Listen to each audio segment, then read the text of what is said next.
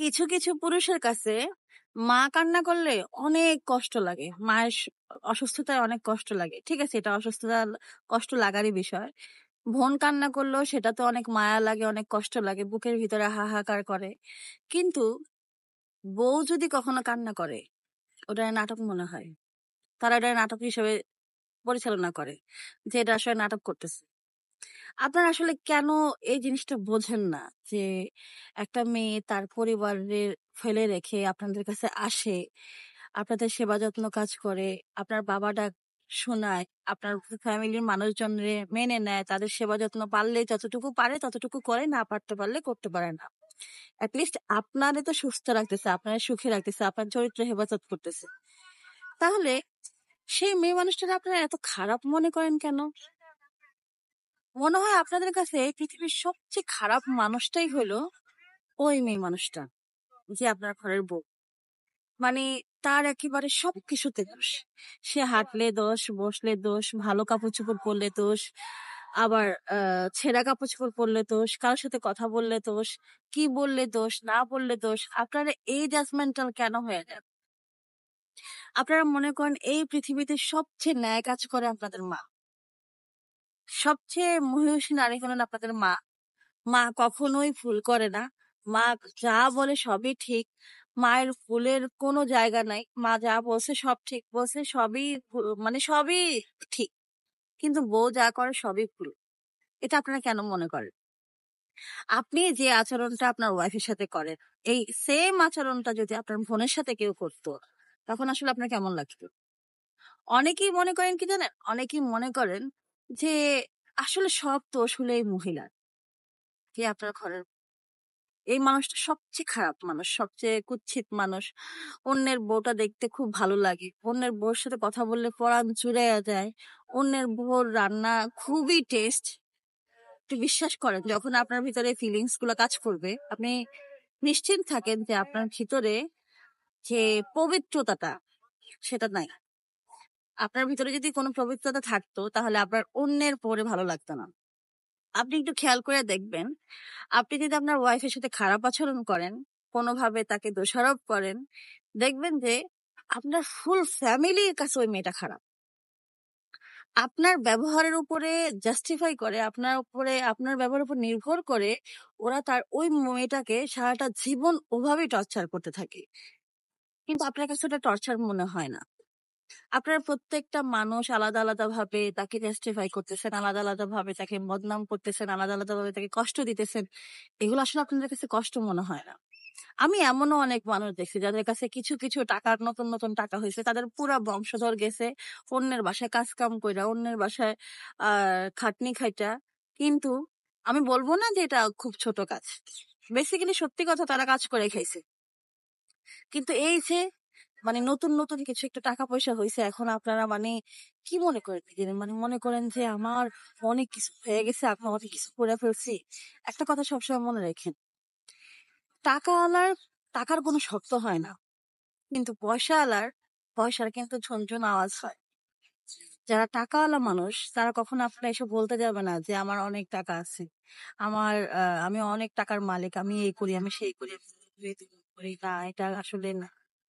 কিন্তু পয়সাওয়ালারা যারা নতুন নতুন পয়সা ইনকাম করে, পয়সাওয়ালারা কিন্তু সেই জিনিসটা করে না।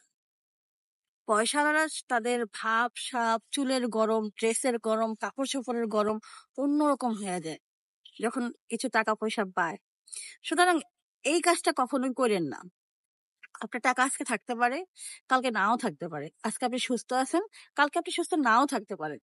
তার মানে কি এটা যে আপনি টাকাওয়ালা হয়েছেন বিদায় অন্য একটা বউ মেয়েরে এত অত্যাচার করবেন, এত অত্যাচার করবেন, আবার আপনার মনেই হবে না যে আপনি তার উপরে অত্যাচার করতেছেন, তার সাথে খারাপ ব্যবহার করতেছেন। আপনি সকালবেলা কাজের উদ্দেশ্যে বাসা থেকে বের হয়ে আসেন, ওই মেয়েটা ওই সংসারটাকে সারাটা দিন ওই ঘরের ভিতরে বসে বুননের মতন সারাটা দিন কাজ করে। কখনো যে বাসায় যে জিজ্ঞাসা করেন যে আচ্ছা আজকে তুমি কেমন আছো, বা তোমার দিনটা আসলে কেমন গেছে? দিন শেষে যখন আপনি ফেরত আসেন বাসায়, তখন আপনার সাথে যখন ওই মেয়েটা কথা বলতে চায়, তখন দেখবেন যে সেই কথাটা আপনার খুব বিরক্ত লাগে। আপনি আপনার মতো করে ফোন টিপতেছেন, আপনি আপনার মতো করে মা ভাই বোনের সাথে কথা বলতে বলতেছেন, ওই মানুষটার মনের আসলে আপনার নিয়ে কি প্রশ্নটা উঠতেছে? আপনি খেয়াল করে দেখবেন যারা বয়োজ্যেষ্ঠ আছে, আহ শেষ বয়সে না আপনার কথা বলার জন্য আপনার মা, ভাই, বোন এটা আসলে থাকে না। শেষ বয়সে এটা থাকে না। হ্যাঁ, কয়েকটা ফ্যামিলিতে, হাজারে একটা ফ্যামিলিতে থাকে, কিন্তু সেটা খুব কম এবং রেয়ার। এটা আপনি খুঁজে পাওয়া অনেক কষ্ট হয়ে যাবে। কিন্তু যেই সব মানুষ এখন একটা পক্ষরে অনেক উপর উঠে রাখেন, আর একটা পক্ষরে একদম পায়ের নিচে রাখেন, বিশ্বাস করেন আপনাদের শেষ বয়সটা ওভাবে করুণার মতোই যাবে। আমার এখনো কিছু মানুষের প্রতি এত এত বেশি আমি অভিশাপ দিতে চাই না, কিন্তু অভিশাপের শেষ দীর্ঘশ্বাসটা আমার চলে আসে। তারা আমাকে এতই কষ্ট দিছে। পৃথিবী থেকে ভালো কোনো কিছু করতে পারেন আর না পারেন, টাকা পয়সা অনেক বেশি ইনকাম করতে পারেন আর না পারেন, কোনো মানুষের কাছ থেকে অভিশাপ নেওয়া যাবে না। এটা ট্রাই করবেন, নিজের সাথে নিজে ট্রাই করবেন, বারবার ট্রাই করবেন যে আমি কখনোই কোনো মানুষের অভিশাপ নিয়ে যাব না। এই অভিশাপ না নেওয়ার জন্য আমার কি কি কাজ করতে হবে, আপনি ঠিক ওই কাজগুলা করবেন। অনেক বেশি কাজ করার দরকার নেই, অনেক বেশি সুনামের দরকার নেই। আজকে আপনি কারো বাসায় বেড়াতে গেলেন, 20 কেজি মিষ্টি নিয়ে গেলে সে অবভিয়াসলি আপনার 2-4 দিন 5 দিন মনে রাখবে ভাই, আপনার সুনামের কথা বলবে, কিন্তু 5 দিন পর আপনি একটু আড়াল থেকে দেখেন তো ওই মহিলার মনে আপনার জন্য কি ফিলিংসটা কাজ করে। আমরা সবাই সব স্বার্থলোভী মানুষ। স্বার্থ ছাড়া আমরা নিজেদের ছাড়া কোনো কিচ্ছু বুঝি না। আপনি যদি মনে করেন যে আপনার জন্য আপনার ফ্যামিলিটা অলিয়া অলিয়ার একটা ফ্যামিলি, তাহলে আপনি ভুল করতেছেন ভাই। অলিয়া অলিয়ার কোন ফ্যামিলি হয় না। অলিয়া অলিয়ারা একদম নির্ছেদ, নির্বিষাদ, একদম একা মানুষ থাকে। আপনি মনে করেন আপনার ঘরে আপনার ওয়াইফ ছাড়া সব মানুষগুলা ভালো। একমাত্র যদি খারাপ মানুষ হয় সেটা হলো আপনার ওয়াইফ। কারণ এই মেয়েটার দোষ, গুণ, অবস্থান সবই আপনি দেখতেছেন, এই জন্য আপনার তার খারাপ লাগতেছে। কিন্তু আপনি কি দেখতে পাচ্ছেন আপনার নিজের চরিত্রটা কি? আপনি ওই মেয়েটার জীবনে কি রোলটা প্লে করতেছেন? কেন আপনার খারাপ জিনিসে তাকে অনেক বেশি অ্যাট্রাকটিভ করে? মানুষ নিষেধাজ্ঞা জিনিসের উপরে বেশি আকর্ষিত হয়। যে কোনো মানুষ, আপনি যে মানুষের বলবেন যে তুমি এই কাজটা করো না, দেখবেন যে ওই মানুষটার ভিতরে ওই জিনিসটা পাওয়ার অনেক লোভ থাকে। সুতরাং আপনি এমন কোনো আচরণ করিয়েন না যে আচরণের কারণে আপনাকে একজন পাপী মানুষ হিসাবে আপনাকে মানুষ মারা যাওয়ার পর হাত তুলে অভিশাপ দেয়।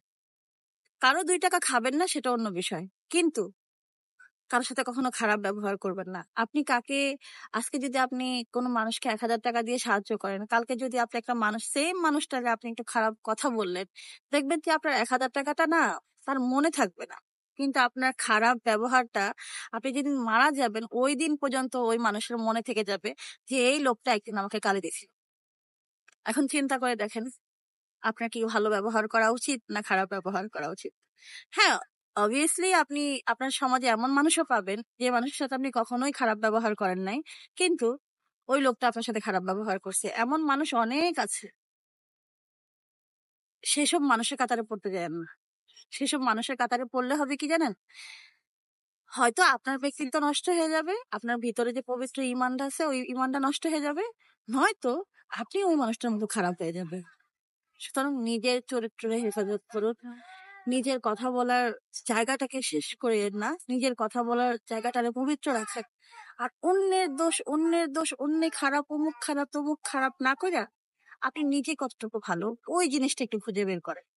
যখন দেখবেন যে হ্যাঁ আপনি 100-99% ভালো, তখন দেখবেন যে আপনি অটোমেটিক সবকিছু আপনার কাছে ভালো লাগতেছে।